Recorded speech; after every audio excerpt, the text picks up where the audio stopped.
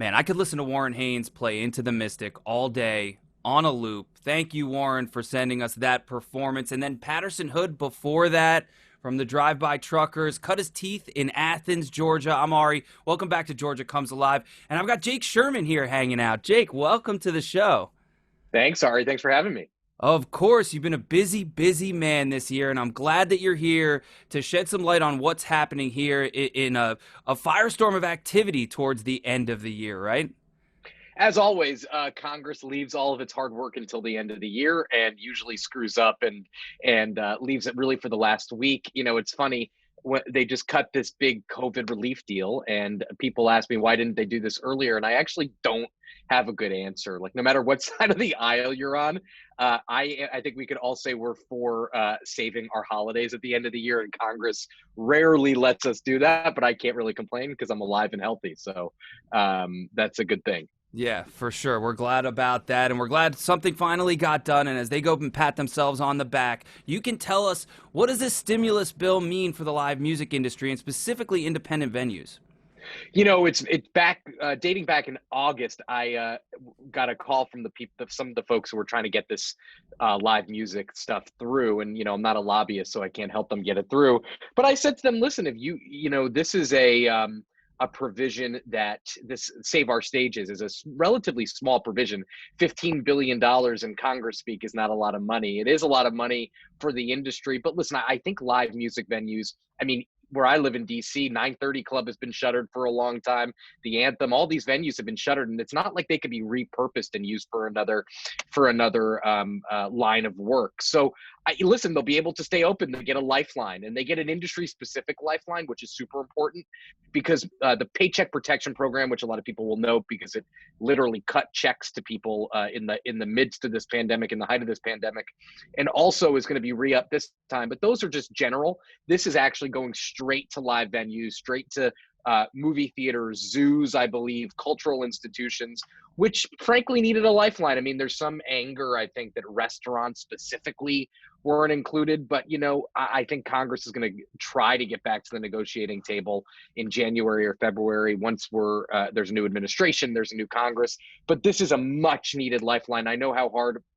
the music industry has worked for this, and I've seen it close up because I have a lot of friends, and so do you, Ari, I'm sure, who've been involved in this effort, and they really it was funny. I was talking to a manager who said, I became a lobbyist overnight, and I've been schooled in the ways of Washington. So great for the live music industry. A long way to go until I'm afraid to say until concerts are back. I think we'll still have a couple more months of this.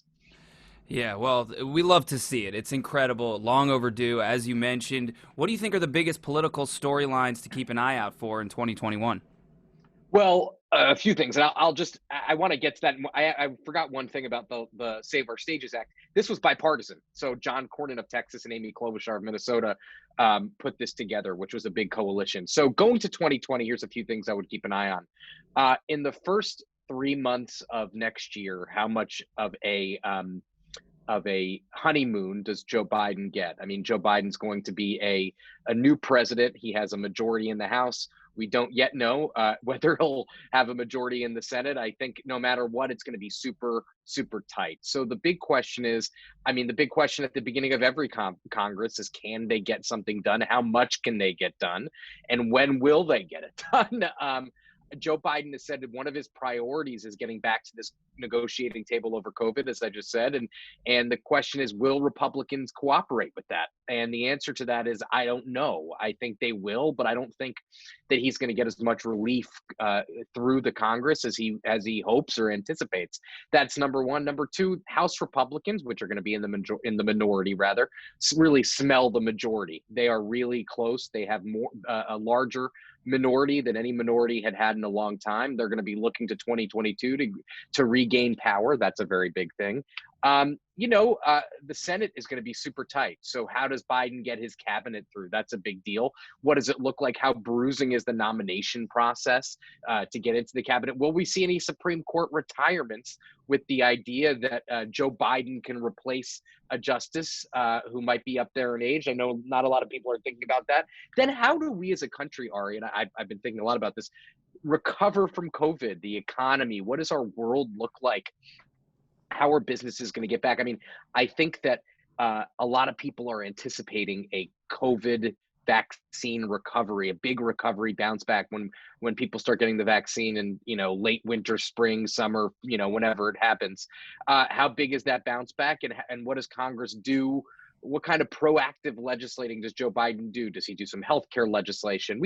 It'll all be interesting to watch. And, I think a lot of people that I talk to, Democrats and Republicans, are eager for a post-Trump era. I think even for the current president's supporters, it was a really, really, really tiring 4 years. I mean, the pace of news was unbelievable. And, I think a lot of people are looking to get back to some sort of level of normalcy. And what does normalcy look like, Ari, in like the post-Trump era, right? I mean, I've been glued to my phone for 4 years because we didn't know what the president was going to say or do. I mean, how does that change? So anyway, those are some of the things I'm looking for and I'm looking toward as we get into 2020.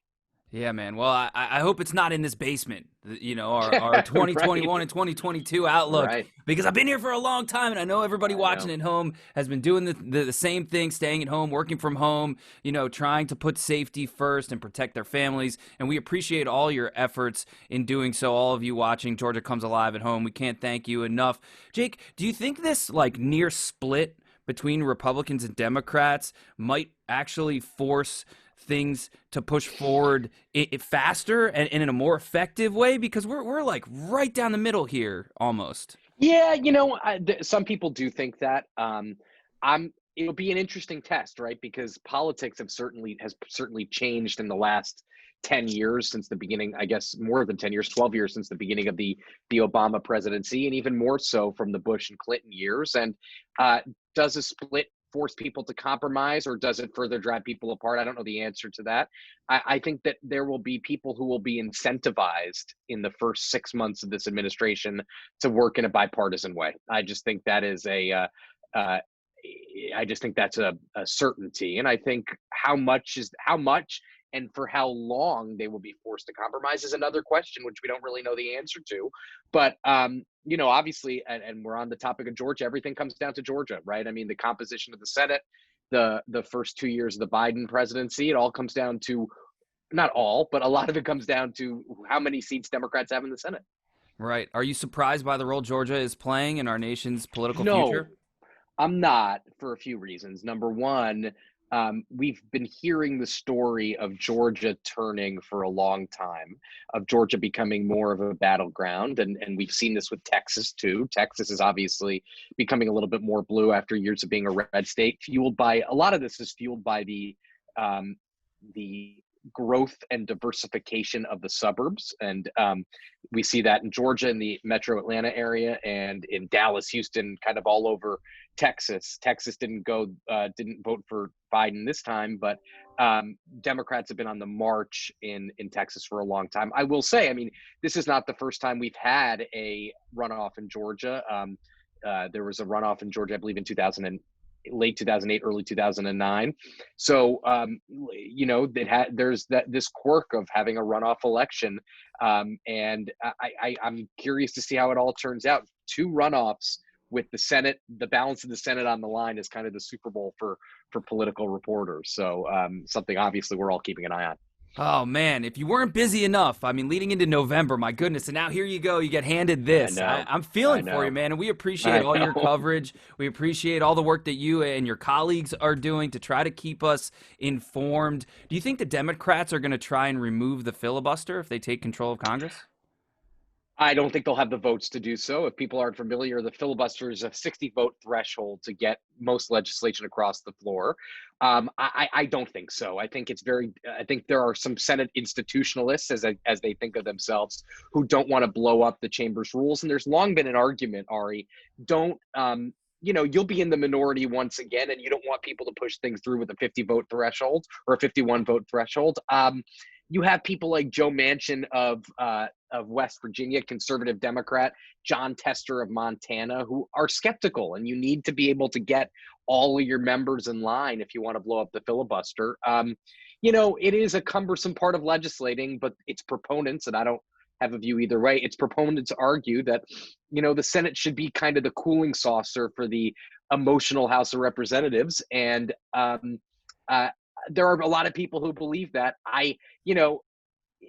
Congress is a weird place, Ari. I've been covering it for a long time. It's just a strange institution with lots of quirks. And a lot of people come to really like the quirks and work within the quirks. But I do think, listen, I think the activist left, meaning the people who are very vocal on the left, say Mitch McConnell plays by his own rules. Democrats should play by their own rules. They should take a tougher line, but they've not been willing to so far.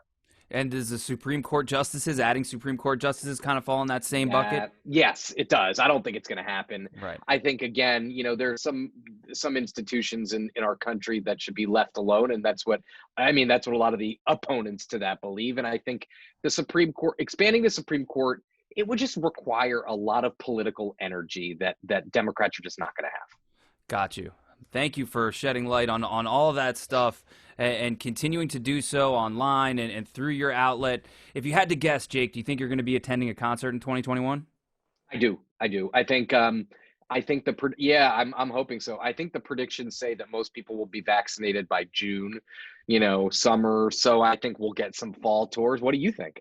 I love it. Yeah, I'm ready. I'm certainly ready to go see music, and my fingers are crossed that we're all in a place that's safe enough for us to be able to do so, especially outside in the summertime. I mean, we can start planning ahead, be cautiously optimistic, get through this long, long winter, be safe, wash hands, remain socially distant, wear a mask, do all the things we need to do so that this summer, we can enjoy the beautiful weather and music in person together. Before I let you go, Jake, you got to tell me who your desert island musical artist is from the great state of Georgia.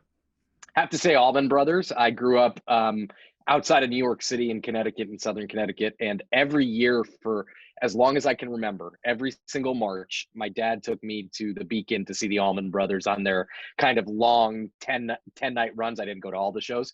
And actually this weekend, recently, I was with my parents were down visiting me in Washington from Connecticut. And I put on my favorite ever from that run. Actually, I think I have two, but when Clapton sat in 2009, yes. 2 nights in a row, I was at the second night. And that was amazing seeing Clapton in such a small venue. I've seen some amazing sit-ins. I saw in 2008, I think. Yeah, 2008, when Trey and Page sat in. Or that must have been 09, actually. That was 09. Trey and Page sat in right after the Hampton shows when they got back together. So I've seen a lot of stuff there. I love the Beacon and I love the Allman Brothers. And so it's a no-brainer for me. Although Widespread Panic is probably a close second, but I have to go with the Allman Brothers. Two great options. Allman Brothers can't argue with at all. And if you're watching at home and you want to spend the day with JMO from the Allman Brothers, you can head to GeorgiaComesAlive.com. There's an amazing giveaway happening right now, an opportunity to all expenses paid, fly to Georgia, hang out at the big house, get a tour, kick it with JMO. Go to GeorgiaComesAlive.com, and you can also donate there to support the grassroots organizations on the ground in Georgia, Civic Georgia, and the Georgia Coalition for the People's Agenda, who are doing great work right now leading up to the runoff election on January 5th. Let's get back to the music right now. Jake, thank you so much for joining us, man. It's great to see you. Thanks, Ari. Good seeing you too, and stay healthy, everyone. Yes, for sure. And let's see here. You're going to hear from Big Frida, Chuck Leavell from the Rolling Stones, Mike Mills from REM teaming up with Big Something, Bobby Rush, Midnight North, Rosie Collier, Lee Fields, Mahali from Twiddle, and right now, here's Fruition.